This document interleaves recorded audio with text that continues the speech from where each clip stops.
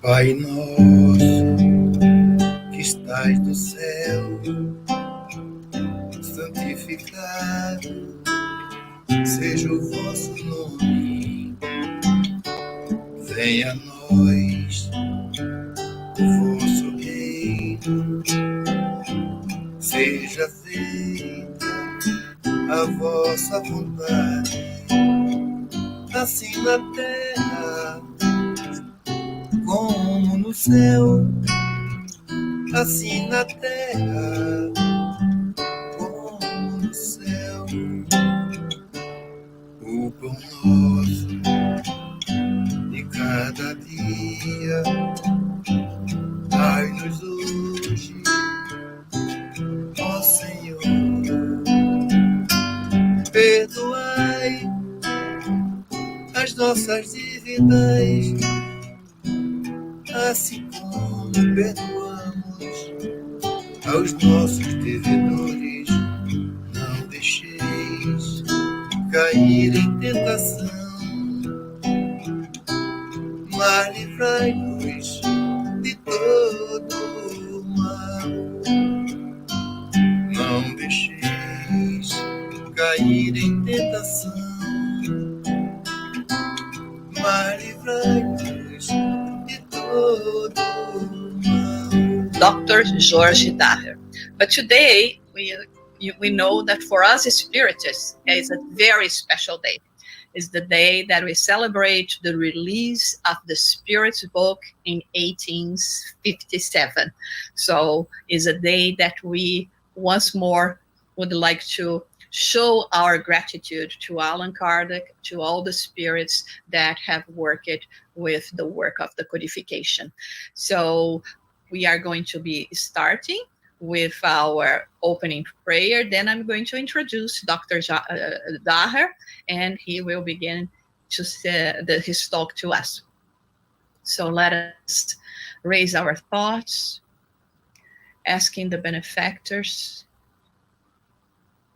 to help us, to assist us in this moment of struggle,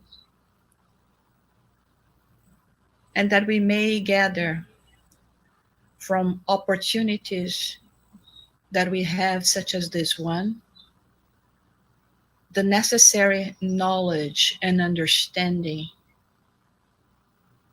to be able to cope with the difficulties of life, to find strength, resignation, and above all, hope. We ask for the blessings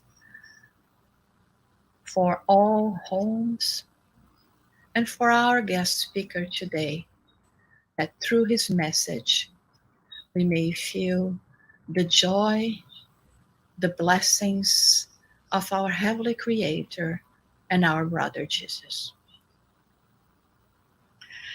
So Dr. Jorge Daher today is going to be presenting to us the talk, Allan Kardec's Contribution to Science.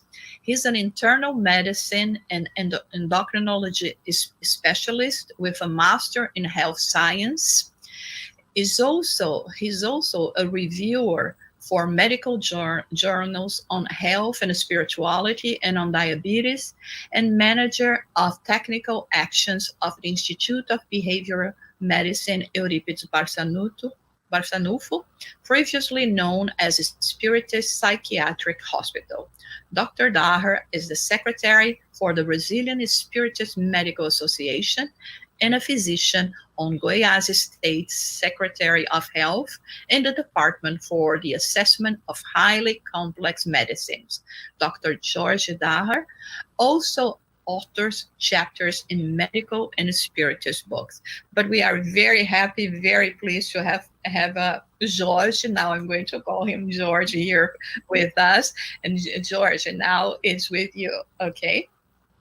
It's a great honor to be here with you, especially in this day, the day we send our gratitude feelings to Allan Kardec. the day of the Spiritist book, and it's wonderful. We'll try to talk about Allan Kardec'S methodology. Allan Kardec had teach us how to think in a logical manner when we are in front of the new. The spiritual world was the new to Allan Kardec, and he learned how to think and teach us how to think with the new. And he created a methodology, a special methodology, a scientific methodology. Then we will talk about this today. When we think about knowledge, initially we can consider knowledge as a prize to win at the end of a race, but knowledge, it's a collection of procedures. It's a process. You don't get the knowledge through the books you read. You don't get the knowledge through the lectures, but it's a process. It's an endless process. And Trujillo told to us about the kinds of knowledge. And he wrote that knowledge, you can reach knowledge through popular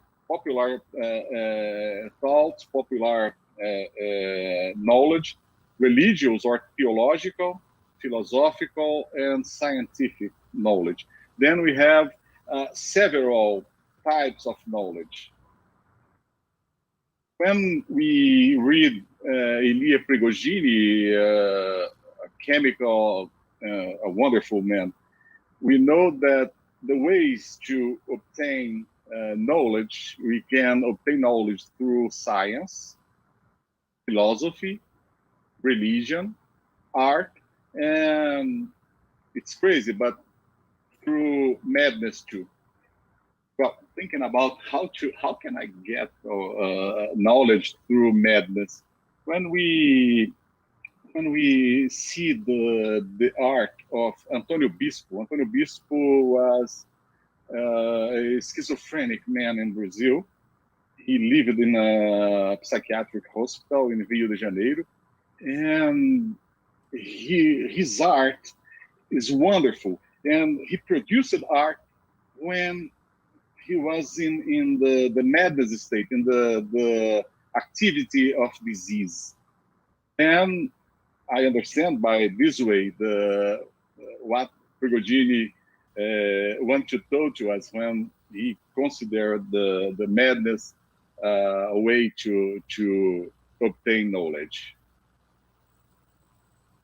The scientific knowledge is the kind of knowledge that we can talk about with more property. We can talk about with more security, because the scientific knowledge is built over criteria that tend to be universal or supposed to be universal.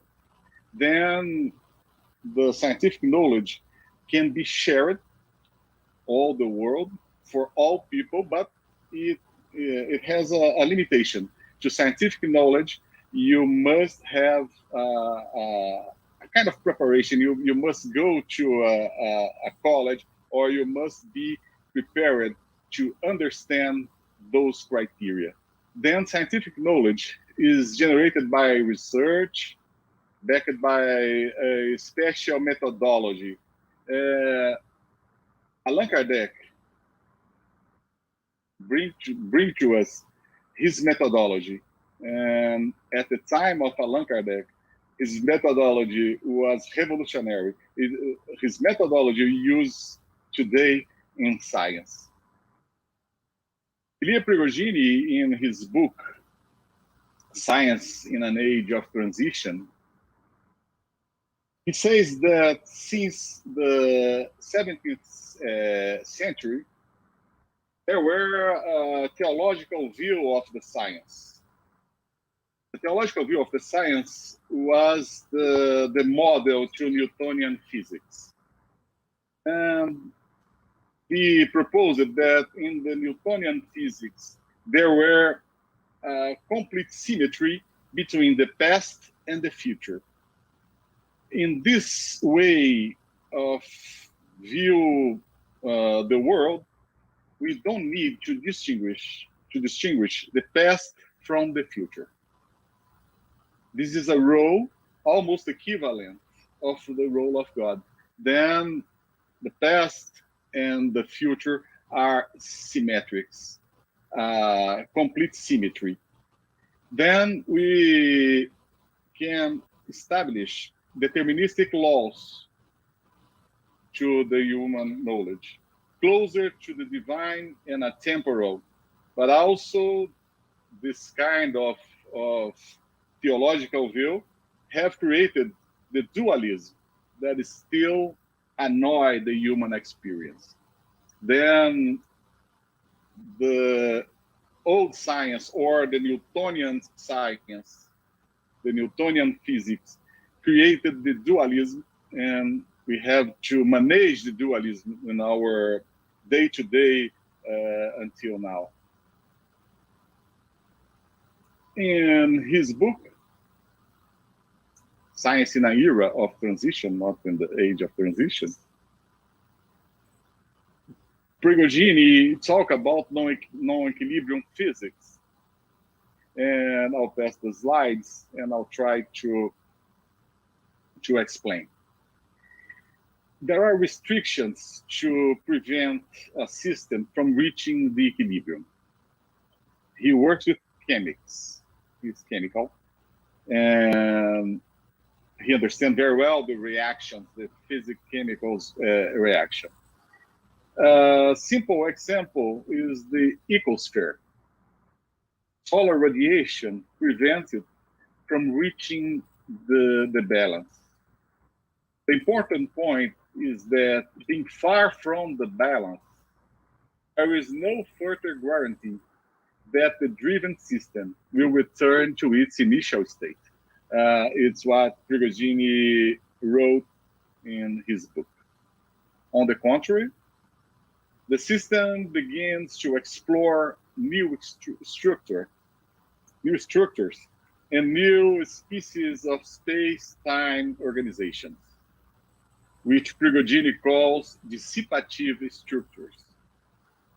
One new coherence arises and leads, for example, to wave properties, such as those that are found in oscillatory chemical reactions. In this case, all molecules, they simultaneously become blue, and then they all become red, and so onwards. They are changing. They are far from the equilibrium. This is amazing because in order to change colors, you need to coherent process involving billions of particles. Prigogine usually describes this behavior saying that the matter close to equilibrium is blind, and each molecule can see only the neighbors far from the balance. However, you have long-range correlations essential in the construction of the new structures. The life would be impossible in the absence of this balancing process. Then now we can go further and classify the atomic or molecular figure that leads to such phenomena. Traditional physics was concentrating research on individual trajectories, or oscillatory functions in quantum theory. Now we arrive at the concept of populations. It's what wrote Prigogine. The trajectory populations acquire new properties. In this case, Again, the total is greater than the sum of the parts. It's the art, the level of population, that the distinction between the past and the future, the arrow of time. But now, the laws of nature no longer refer to certainties and yes, to possibilities. We changed the certain to possibility. Prigogine watched the world as assembly of possibilities. We don't have more the cause and effect as an individual, but as an individualized, but assembly of possibilities. According to Einstein, science was the way to escape history's misfortunes. Prigogine has a social view of the science. According to him, science is the way to build a world with less iniquities, less implicit violence, and at the same time, preserving the benefits for the population. And we have to understand that knowledge acquired by science is never absolute and complete. We can understand this in these days because every day, every hour, we receive new research about the coronavirus, and it's never the last word of the science. Knowledge acquired by science is not absolute. We must know this. When we talk about the role of religion in science, why am I talking about religion in the middle of the speech about science? Well, John C. Lennox, a senior professor in England, in his book, God's Undertaker, Has Science Buried God? He talked to us about the great question in science. He talked to us about the theists, the believers in God, and materialists. In 1999, the Scientific American magazine had published this research, and among the members of National Academy of Science in America, 72% were atheists. Only 7% of those scientists are God believers.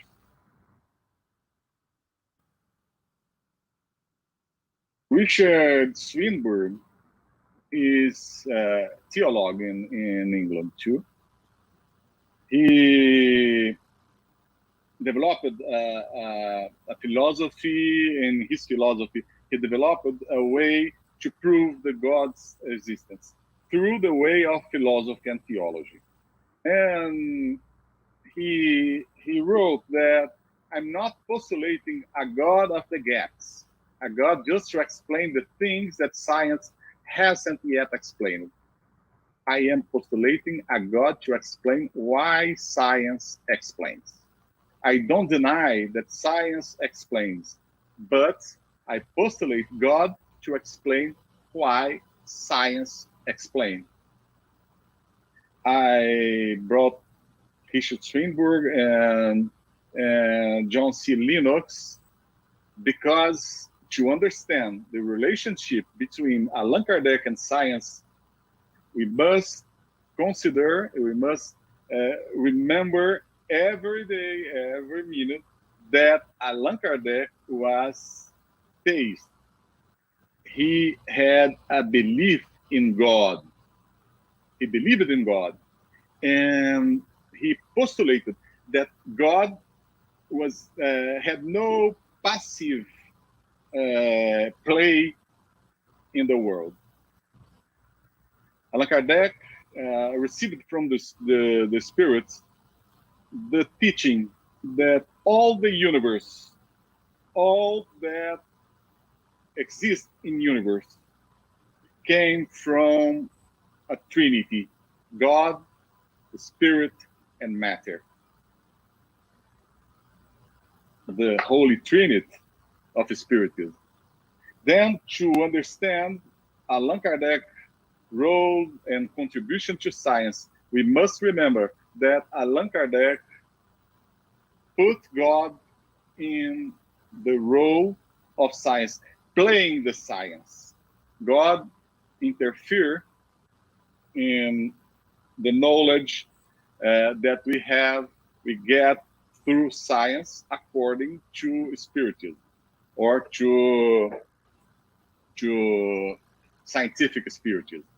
When we perform a research using the Adobe Reader app, utilizing the full the term, using the full search mode, and using the term science with capital S, we have 211 occurrences in basic books and 523 occurrences in the Spiritist Review magazine.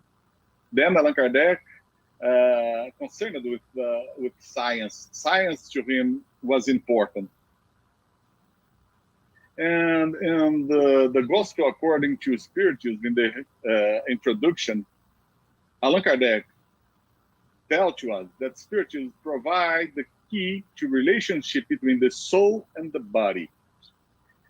We must remember the universe is composed by God, Spirit, and matter. And continuing with Allan Kardec, and proves that there is a constant reaction of one upon the other. Thus, it opens up a new pathway to science, and by showing the true cause of certain illness, it provides it with the means of combating them. Once science begins taking into account the spiritual element in the body's economy, it will fail less frequently. Science, the biomedical science, through the God believers scientists, are talking about the whole of spirituality, the role of spirituality in our economy, in our healthness. Nowadays, we have a lot of papers talking about this issue, or this subject, sorry. In his wonderful book, Genesis, Allan Kardec tells to us Spiritism and science complement each other. Thus, science without Spiritism finds itself in the powerless position of explaining certain phenomena by mere laws of matter. And Spiritism without science would lack support and verification control. But we have to understand that Allan Kardec was not proposing that Spiritism has to be or had to be the scientific in the way of ordinary science, in the way of the science of the matter. The subject of Spiritism is the spiritual laws, the spiritual world. Allan Kardec proposed that Spiritism use the same methodology or the same methods of science, official science, to verification control. Then we do not have to adapt Spiritism to the findings of the science. And the contrary is true also. We don't have to interpret all the findings of science with using the Spiritism, except at the point where the laws of matter necessarily implies in the action of the spiritual element. Allan Kardec in the Spiritist Review 165 in the page 41, the Spiritists will not move away from the truth and will have nothing to fear from the contradictory opinions, as long as its scientific theory and moral doctrine consists of scrupulous and consciously deduction of observed facts without prejudice or preconceived systems. Allan Kardec has the certainty that the scientific theory of Spiritism is bold, and the moral doctrine is the fundamental part of this building, the building we call Spiritism, the building of knowledge. As remembering, Herculano Pires in his book Theoretical Course, Theoretical Lesson of Spiritism, Theoretical Course of Spiritism, he remembered that the Spiritism is a theory of knowledge, not simply an epistemology, but it's more than this. It's not the way to acquire knowledge, but it's a bold knowledge. And with the Spiritism, we learn how to think and how to see the world. Well, continuing with Allan Kardec, he tells to us in the Spiritist Review, 1864, there is, however, a highly important consideration. It's the fact that the Spiritism did not follow the paths of hypothesis as it is accused. I did not suppose the existence of the spiritual world in order to explain the phenomena at hand. It followed the path of analysis and observations. Analysis and observation.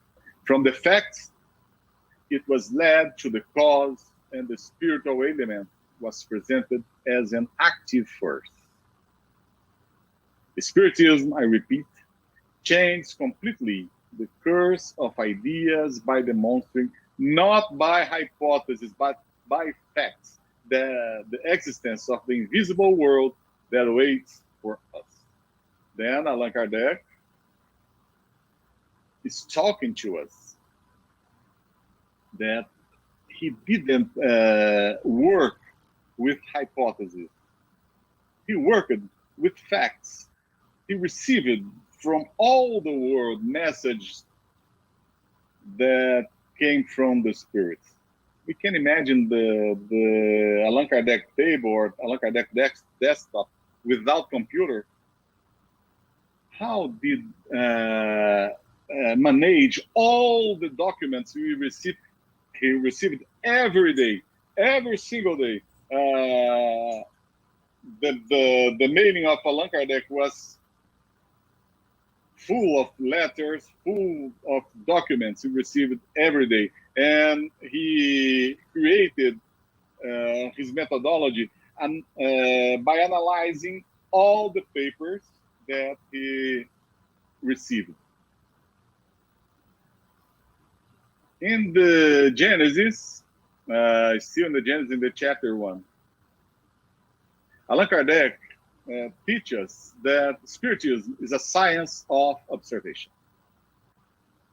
Just as science, properly speaking, is concerned with the study of the laws that govern the material principle, the special object of Spiritism is the knowledge of the laws of the spiritual principle.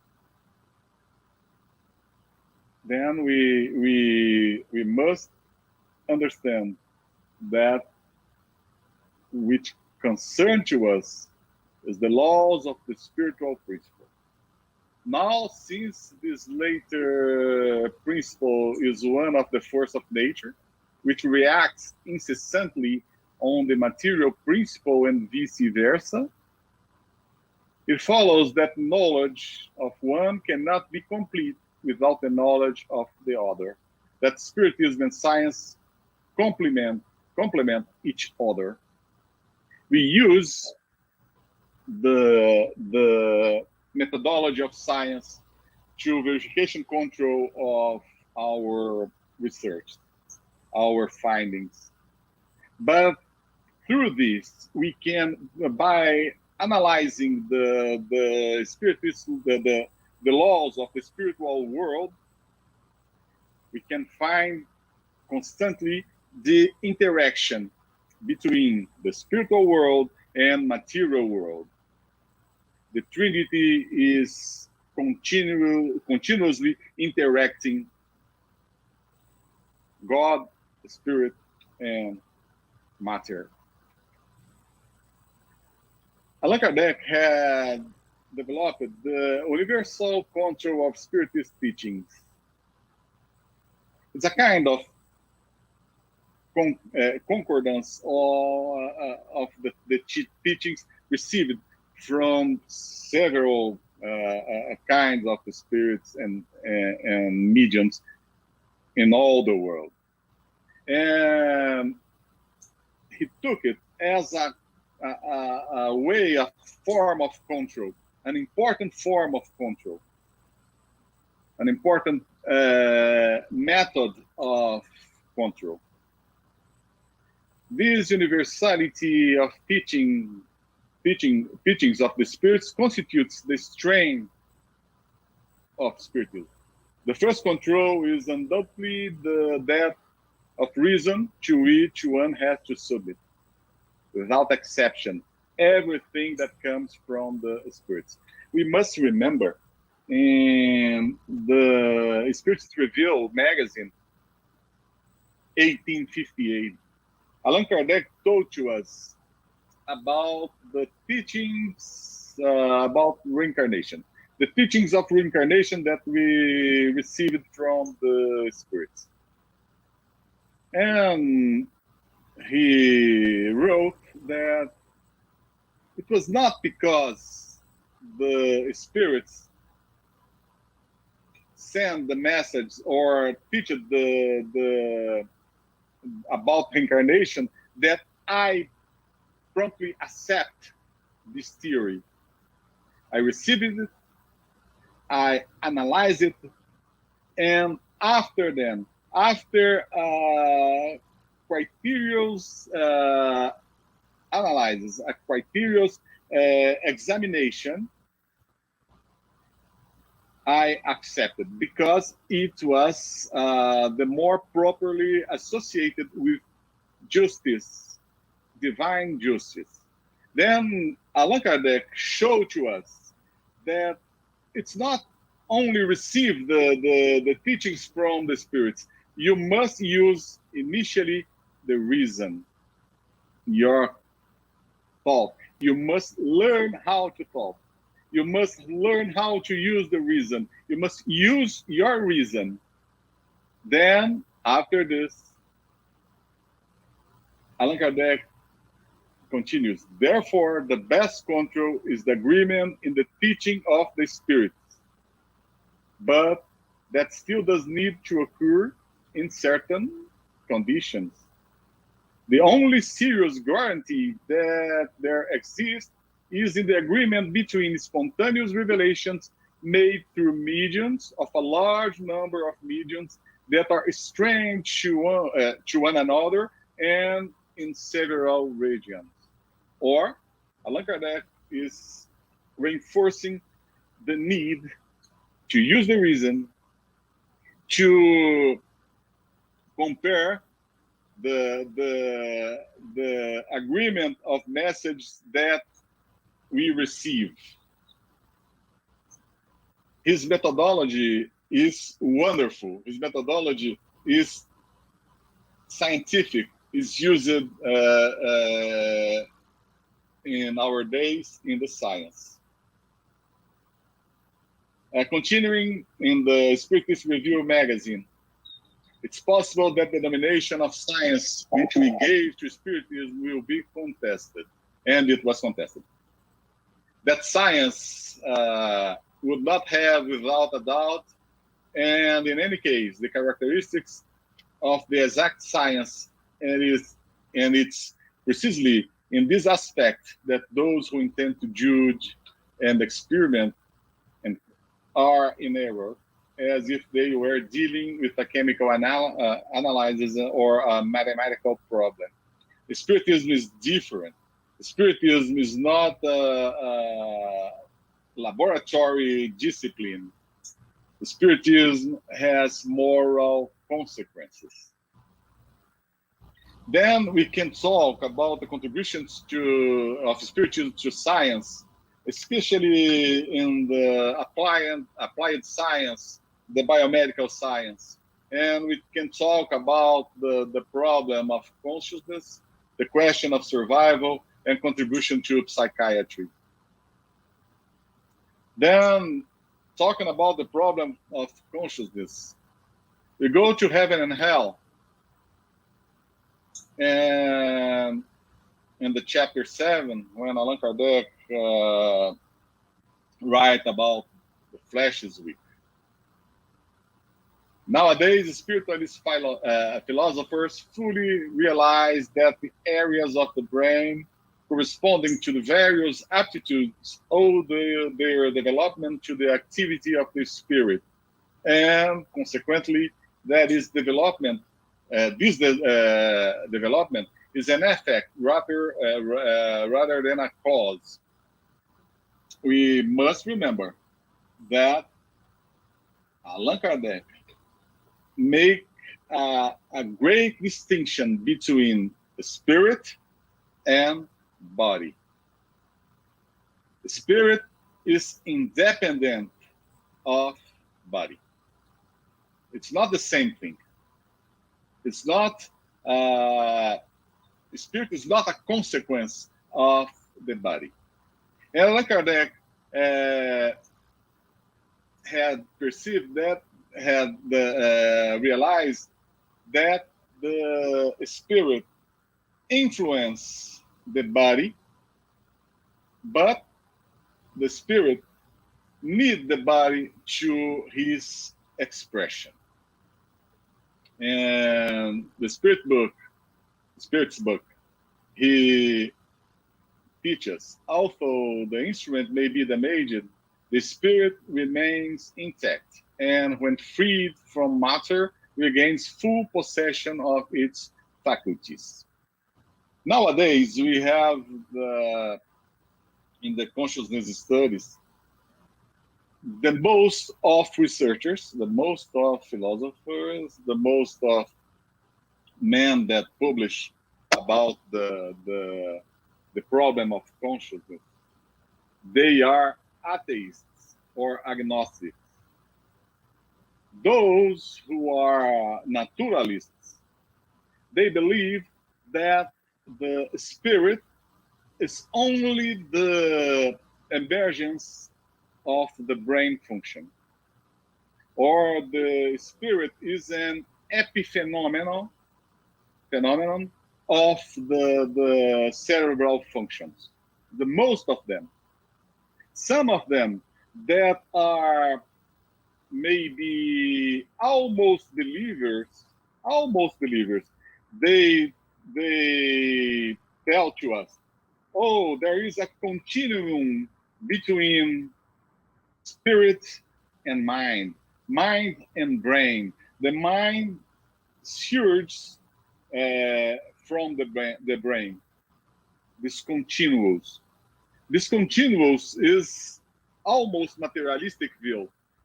Allan Kardec teaches the consciousness is the expression of the spirit. The mind is the expression of the spirit. The mind uses the brain, uses the body when incarnated. When we are here on the earth, we use our bodies to the expression of the spirit. Allan Kardec do not deal with this trick, the continuum. The continuum is a trick. Because when you talk about the continuum, you are talking about an epiphenomenon of the mind as an epiphenomenon of the brain, or you are talking about the mind with no independence from the brain. And Allan Kardec, still in the Spiritist book, he teaches, do not mistake cause and effect. A spirit always possesses faculties that belong to it, but the organs do not provide the faculties. The faculties spur the development of the organs. It was, we were talking in the last slide. When it incarnates, a spirit already has certain characteristic predispositions. If we contend the existence of a special organ in the brain for each of these, the development of the cerebral organ is an effect, not a cause. If each of the faculties were a result of physical organs, humans would be mere machines with no free will and no responsibility for their actions. Then Allan Kardec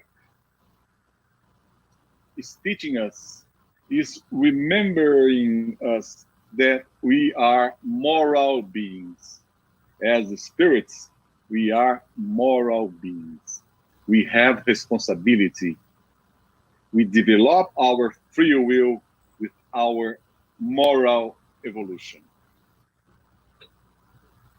And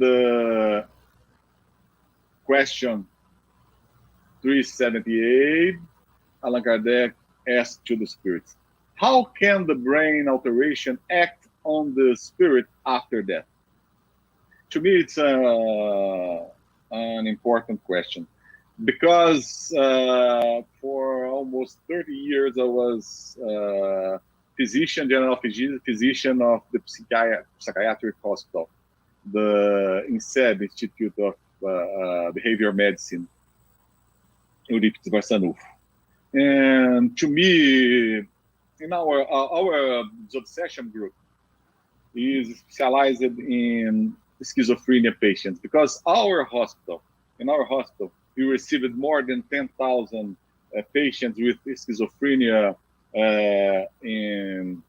during his 70 years of existence. We are celebrating 70 years of life of the hospital, April 23. Then, since the beginning of my job there, I was concerned about how is the relationship between the brain of a schizophrenic patient and this patient as a spiritual being. And this is because this question is very, this question touched me in a special way. And Allan Kardec received the answer of this question. It's a memory that weighs heavily on a spirit. The spirit is not aware of all that took place due to insanity and needs a certain amount of time to recover. What we see here, and we will see in another slide, Allan Kardec is not attributing the madness to the spirit. Allan Kardec do not put that the cause of madness come from the spirit. In Brazil, in the decades, the 1930s, 1940s, we had the battle of madness, and the Brazilian physicians, those that were from academy, the psychiatric discipline, they considered spiritism as a factory of madness. Spiritism was accused to produce madness.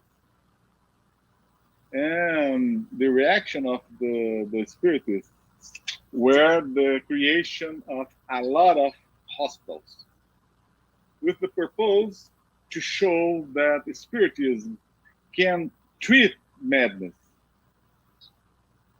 But the result, and we have the results in we have clearly the results of Professor Dr. Inácio Ferreira in Uberaba. The results was that a great part of patients received, they were free from the disease or the madness after spiritist treatment. But a considerable part of those patients still remain with the mental disease. Or what we can conclude, that yes, there is obsession, but there is mental disease due to brain defects. In my personal experience, I have to control the time, but in my personal experience, we had evoked a great number of incarnated patients. We had success in several cases, and all the manifestations were not clear. The spirit of incarnated patient did not know what was happening. Then the knowledge that the brain can be altered and cause mental disease is a great point.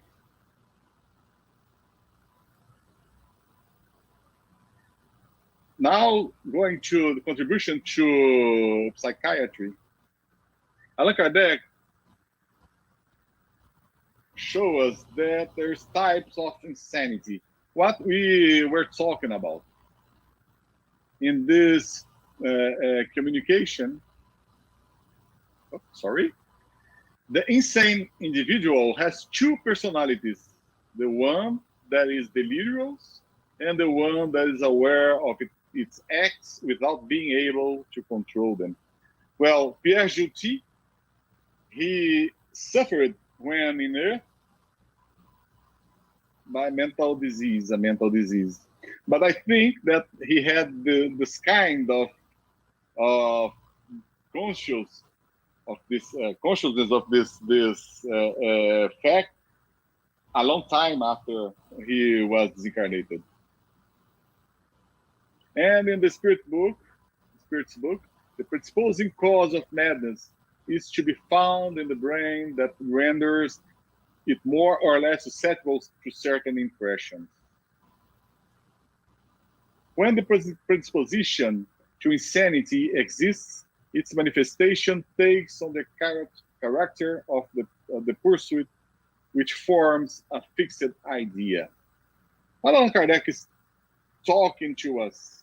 The development of the brain depends on several factors. Nutritional factors, familial factors, genetic factors, and we can receive these factors, and we can imprint in our brains all these factors. Then we constitute the predispositions. We could not live to talk about the genetics. Then the predispositions can exist before the brain be affected by a disease. Then, when we read in the Gospel according to Spiritism, in fact, it's certain that most cases of insanity are due to the troubles produced by the vicissitudes that people do not have the strength to bear. What kind of problems? All the problems that we have when we are incarnated. We have always to remember that our life in earth is marked by the suffering. We are in a planet of expiation, and the proofs we have we are walking to regeneration, to regenerate our planet, ourselves, but we are still inferior spirits.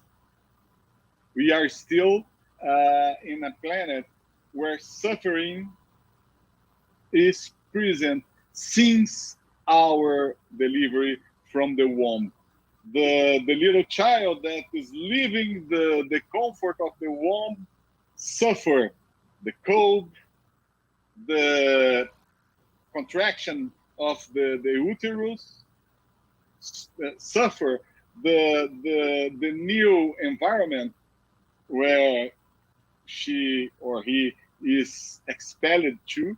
Then the suffering is our great fellow, is our great buddy in our planet. Then the vicissitudes maybe is the most cases of insanity. And Allan Kardec asked to the spirits, when a person is insane, what is the state of that individual's spirit? The answer is long, but Allan Kardec received it. When a spirit is free, it receives impressions directly and directly exerts its action on matter as well.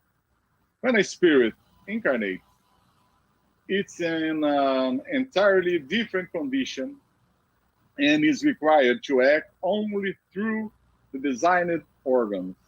In some of all those organs are impaired. If some of all those organs are impaired, its actions or impressions concerning those organs are interrupted. Individuals beset by such impairments become blind if they lose their eyes, deaf if they lose their ears, and so on. Imagine now that the organ responsible for manifestations of intelligence and will is partly or entirely impaired, and you will easily understand that the use of such an incomplete or distorted organ will provoke a functional distress that the spirit is fully conscious of but unable to control. Here, Allan Kardec is talking to us about the interaction spirit-body, body-spirit. The interference of the body is important. If I am a great musician and I receive the major instrument, I will not produce a good music. The contrary is true. If I a horrible musician and I receive a Stradivarius violin, I will not produce a good music too. But the defect is in the musician, not in the instrument. But when we talk about the disease and mental disease, the insanity, and at the time of Allan Kardec, a problem that was very important was cretinism, especially in Swiss, because the altitude.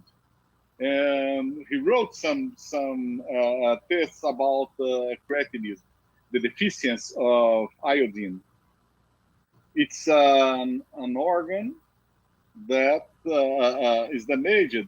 The brain is damaged because the environmental factor, and the spirit cannot do anything. And complementing then it's always the body, not the spirit, that is dysfunctional. And Allan Kardec received the answer, yes, but remember that just as a spirit acts upon matter, matter in turn reacts upon the spirit, at least to a certain extent, due to the altered state of its receptor organs. The spirit may temporarily receive various impressions. When the insanity continues for long periods of time, the repetition of the same acts may exercise a permanent influence of a spirit. It only ends when it's complete separation from all material impression. And I can confess to you our experience with working in a spirit in obsession in our hospital with patients with schizophrenia. A considerable number of the spirits that manifest, they are still with the disease.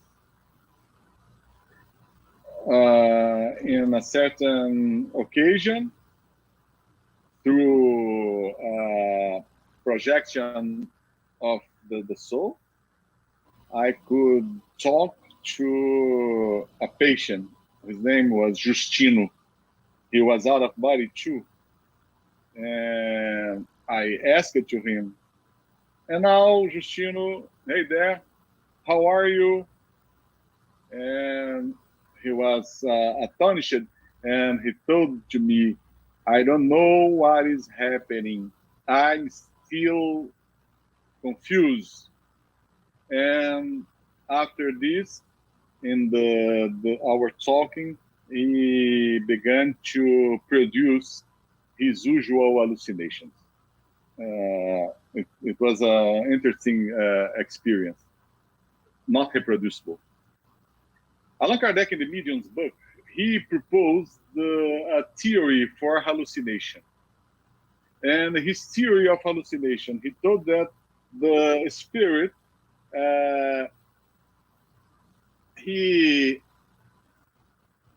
can see through his soul, the patient then, through his soul, the images that are printed in his brain.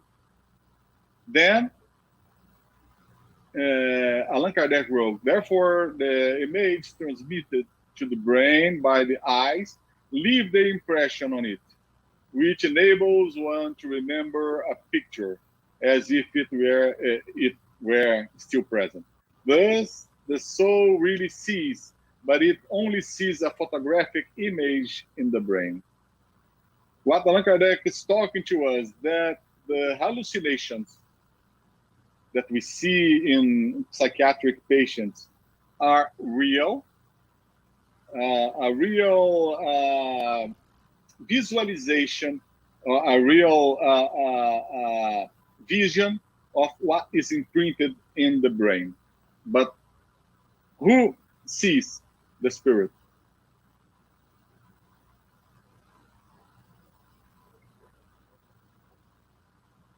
Then we talk about the serious case of subjugation, corporeal subjugation.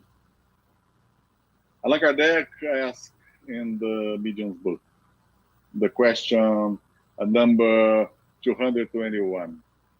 If it develops further, can corporeal subjugation lead to insanity? And the answer is yes. And the spirits put to us a challenge when they talk. When doctors understand the spiritualism sufficiently, they will know how to make the distinction and will heal a larger number of ill persons than they do with their present techniques. We have a lot of new drugs. We have a lot of new techniques. But the difficult cases of obsession, the the worst obsession, the corporeal subjugation. The drugs will not work so well. The techniques will not work so well. And Spiritism has the key to relieve this kind of suffering. Then Allan Kardec, when talking in what is Spiritism, he teaches that obsessive subjugation, which is used to be called possession, is a physical coercion exerted by spirits of the worst kind, and it can even neutralize the obsessed free will. Can you imagine your free will be neutralized, completely neutralized? You are conducted, you are following only the will of the subjugator. It's a difficult case. And Allan Kardec remembers this state differs essentially from pathological insanity, with which is wrongly confused, because in obsessive subjugation there is no organic lesion. Since the cause is different, the curative measures must also be different. Our thoughts do not need to clothe the words to be understood by the spirits. It's what we read in the medium's book. The spirits can read our thoughts. We don't need the words to think. Our thoughts are projected outside our spirit, in our psychosphere, in a kind of emotions, in a kind of images, in a kind of sounds, and the spirits can read it. All evoked spirits can perceive them due to their intellectual faculties.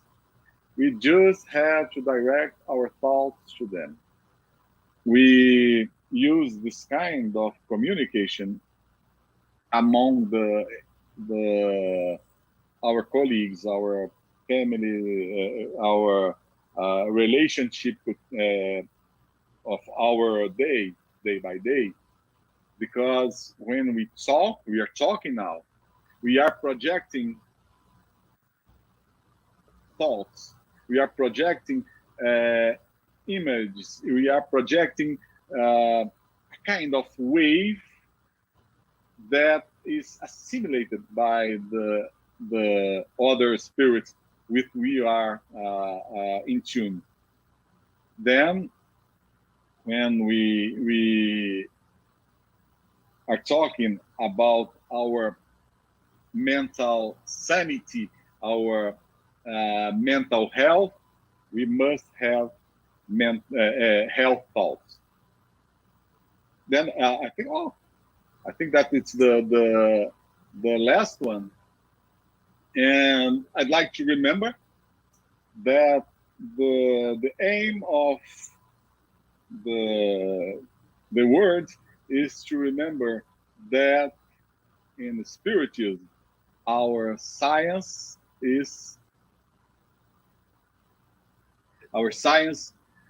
depends on God. Our science have the God as a player. The God is not only the one that had created and go away. A lot of people just repeat, "Oh, God is the primary cause of the universe." But what's the role of God in your life? "Oh, my life is ruled by science." What's the role of God in science? I don't know. Our life should be ruled by the God's law. Allan Kardec realized it very soon. Allan Kardec realized that God produces miracles every day in our life. He realized the presence of God, and he reported it in the wonderful book, Genesis, the Genesis. And the first chapters are wonderful, are very philosophical, but are wonderful. We can understand what is the spiritist science, what's the contribution of Allan Kardec to science. I'd like to thank you, all of you, for the presence. I'd like to thank Jussara for the invitation, João, my media trainer, Daniel in the background, my friend, and it was very nice to be with you today. Jorge, thank you so much for all the things that you brought to us today. It gave us a lot to think about, especially today, again, that we are celebrating 163 years of the Spirit's book, of official appearance of Spiritism. It is so good for us to remember the precious teachings we have on the books of the codification, like you mentioned, the Spirit's book, the Gospel according to Spiritism, the Medium's book, Heaven and Hell and Genesis, the 5 of them, plus the Spiritist Review. Kardec brought to us so much knowledge, so many things. And like you said before, it is really, truly a shame that especially at his time, belonging to the Academy of Science, people were not even open to listen to what he had to say. The preconceived ideas prevent them to be open at least to hear Kardec, that should be taken into consideration, especially being a colleague at the same, academic life, but unfortunately until today we still see this kind of behavior in science. I can only imagine that with everything that we are going through even now, science being completely not knowing what to do with everything that is happening. I'm sure a lot of scientists and doctors are now praying to God, please shed a light so that we can find a solution to all these problems that we are living now. And also in terms of, the knowledge also, and the expanding our understanding in terms of insanity, and how the spirit is actually the one that is responsible for everything. There are so many people that wants to blame the flesh, right? The flesh is weak, presented, but actually it's still our spirit that has to be tamed, that has to understand its purpose. I also would like to mention that this week the Spiritist group of New York also celebrated 19 years of existence here in this heart. Congratulations. In the heart of New York, has been the first group that has been presenting Spiritism in English here in New York. And so we have so many things to celebrate. But above all, thank you so much, Jorge, for all your considerations, for all that you brought to us today. And I understand, like we were saying before we start, how hard it is to give a talk in a language that is not our native language, but it was so good, and you helped it so much in terms of us also to overcome this kind of barrier in terms of language, because at the end what is really important is the messages, the teachings, the knowledge that you bring. Would you like to say anything else before we go to our closing? No, it's an honor to be here with you, and I'm seeing here that Ana Rosa has a question. Okay. If you want to ask, a discarnate spirit can continue to be schizophrenic in the spiritual realm and make or subjugate an incantant spirit to behave as a schizophrenic? It's a very complex question, so she wants to know. Right? In our experience, this does not occur. in our experience in the hospital, all the patients have the behavior of a schizophrenic patient, and the diagnostic of schizophrenia was based on the DSM criteria, and we don't see it. But the patient after that, he can suffer for a time, suffering the hallucinations, the delusions, and the mental disease. But after a period of rest and the help, with the help of good spirits, I think they can recover the mental health. Okay. So thank you so much, Ana Rosa, for sending the question. It's a very complex question, but yeah, we have so much to learn about all these connections with the spirit world, right? That's why I think spirit has shed so much light. First of all, demonstrating to us that life goes on and that the spirits continue feeling the same way they felt before, and they will bring to the spirit realm also some of the disturbances they have, but like Dr. George just explained to us, not necessarily things that pertain more to the physical body, and because then the physical body is behind. So thank you so much. Thank you, everyone. We had people from all over the US. We had people from the UK. Elsa Rossi was following here with us as well. Thank you, Elsa, for being with us today as well. And Rejane from Austria was here too, and so many people, and friends from Brazil. And again, this talk is going to be in our YouTube channel, so you can watch again or ask your friends to go and watch this talk as well.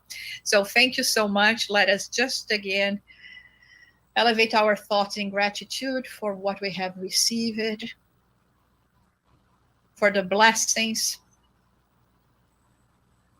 especially the one that we have received in this incarnation, the awakening of our souls to spiritual values. May we truly bless and recognize this opportunity, and maybe we be able to give our best to follow these teachings, to be guided by all the lessons that Jesus brought to us. And in this difficult time, we may be there for everyone that is in need and there is lost, and that has lost hope and faith. May the good spirits be with us, each one of us, blessing us and blessing our homes. Amen. So next week we will be here again at 11 a.m. with Dr. Vicente Pessoa. So don't miss it. It's going to be a wonderful opportunity as well. He's going to be talking about the scientific aspects of forgiveness and how much forgiveness can actually help us to be in a better emotional and physical and spiritual health. So I'll see you there. Until next week.